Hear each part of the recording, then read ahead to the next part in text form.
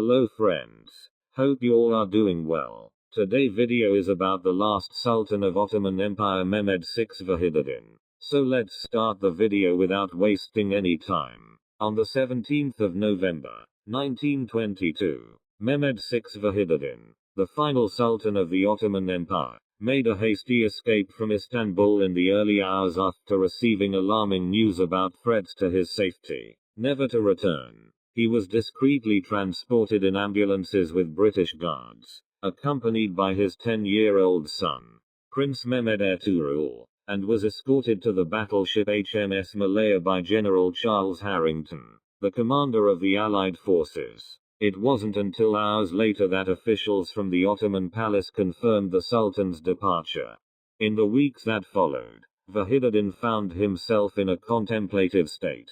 He arrived in Malta on the 9th of December and eventually selected the Italian Riviera as his place of exile. In the charming resort town of San Remo, the new Italian leader, Benito Mussolini, extended warm wishes to the majestic Ottoman emperor for a pleasant stay in Italy. Over the next 4 years, Vahiduddin carried a revolver with him, wary of the potential threat from his numerous guests and admirers. When he passed away in 1926 due to a blocked artery, the former emperor was left without money and heavily in debt. The Italian authorities held on to his coffin until his daughter, Sabiha Sultan, managed to gather enough funds for his burial in a cemetery in Damascus.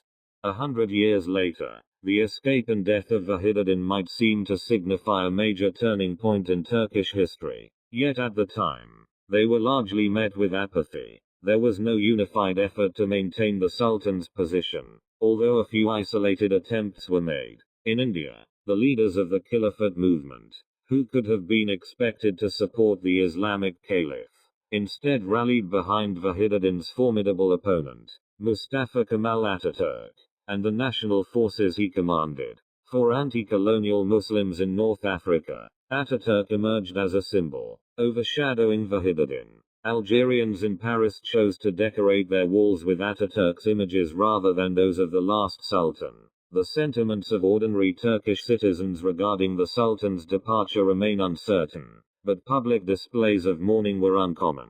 Most newspapers echoed Ataturk's denunciation of him. The same year Vahiduddin passed away, the Turkish National Assembly officially abolished the caliphate, a position that had been integral to the Ottoman system since the 16th century. All members of the Ottoman royal family were prohibited from returning to their homeland. The Times of London